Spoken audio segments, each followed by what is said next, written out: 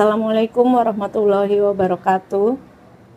Saya Afriyanti Risna Dewi, CGP Angkatan 11 Kabupaten Indramayu. Kali ini saya didampingi oleh Bapak Sunadi, Kepala PTD SDN Sendang. Kegiatan kita kali ini untuk memenuhi tugas demonstrasi kontekstual modul 3.1. Assalamualaikum Bapak. Waalaikumsalam warahmatullahi wabarakatuh. Minta waktunya sebentar nih Pak. Ada beberapa hal yang ingin saya tanyakan. Siap. Yang pertama Bapak, selama ini bagaimana Bapak dapat mengidentifikasi kasus-kasus yang merupakan dilema etika atau bujukan moral? Langkah-langkah mengidentifikasi dilema etika itu yang pertama, pertentangan nilai moral. Itu identifikasi apakah ada dua atau lebih prinsip moral yang saling bertentangan dalam situasi tersebut. Yang kedua, tidak ada solusi ideal. Pastikan bahwa setiap pilihan memiliki implikasi moral yang signifikan.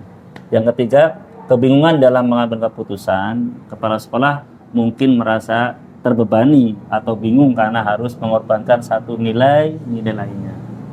Kemudian langkah-langkah mengidentifikasi bujukan moral. Yang pertama, adanya tekanan atau pengaruh luar. Identifikasi apakah ada pihak yang mencoba mempengaruhi keputusan kepala sekolah berdasarkan nilai moral. Kemudian yang kedua, pendekatan persuasif. Perhatikan apakah ada argumen moral atau emosional yang digunakan untuk membujuk. Nah, kemudian yang ketiga, tindakan didorong oleh nilai moral. Kepala sekolah mungkin diharapkan untuk mengambil tindakan tertentu karena dianggap benar secara etis, meskipun mungkin bertentangan dengan preferensi atau kebijakan lain.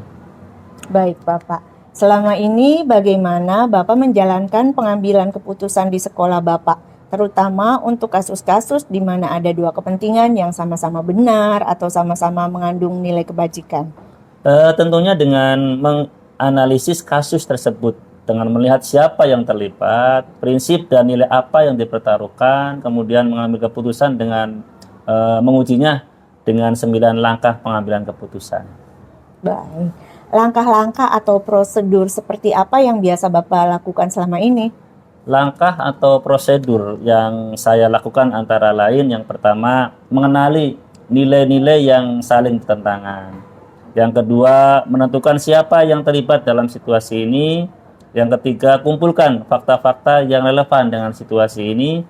Kemudian pengujian benar atau salah, yaitu uji legal, uji regulasi, uji intuisi, uji publikasi, uji panutan.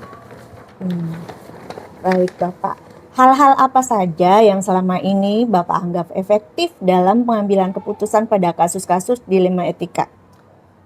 Pengambilan keputusan dalam kasus dilema etika yang efektif bergantung pada penggunaan prinsip-prinsip etika yang jelas, analisis kasus, komunikasi yang transparan, serta penerapan pendekatan kompromi, situasional, dan refleksi. Dengan mempertimbangkan data, fakta, serta konsekuensi jangka panjang, pengambilan keputusan dapat menavigasi dilema yang kompleks dengan lebih bijaksana. Baik, hal-hal apa saja yang selama ini merupakan tantangan dalam pengambilan keputusan pada kasus-kasus dilema etika, Bapak? Oke. Pengambilan keputusan dalam kasus dilema etika penuh dengan tantangan yang mencakup konflik nilai moral, tekanan eksternal, keterbatasan informasi, dan kendala kebijakan. Keputusan yang efektif membutuhkan keseimbangan antara pertimbangan rasional dan empati, serta kesadaran akan bias pribadi dan tekanan sosial.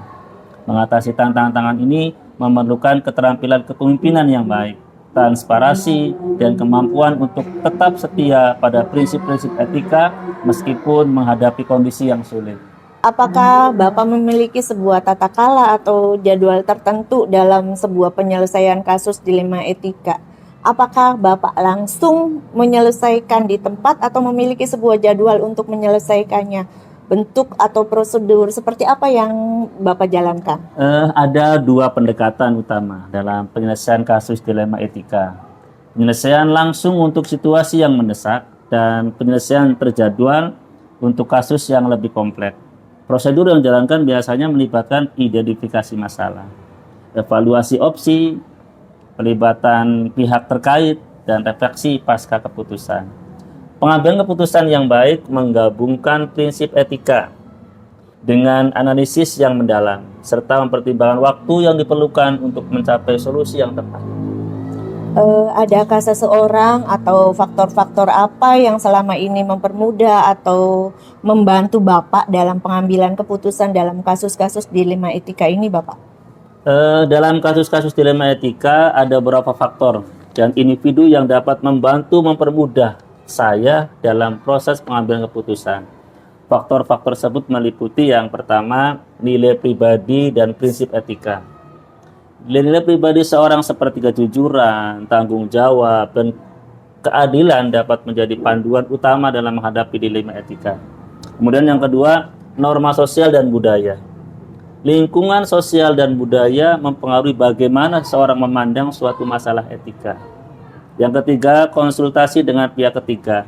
Dalam banyak situasi, individu dapat memperoleh perspektif tambahan dengan konsultasi dengan rekan kerja, atasan, mentor, atau pengawas.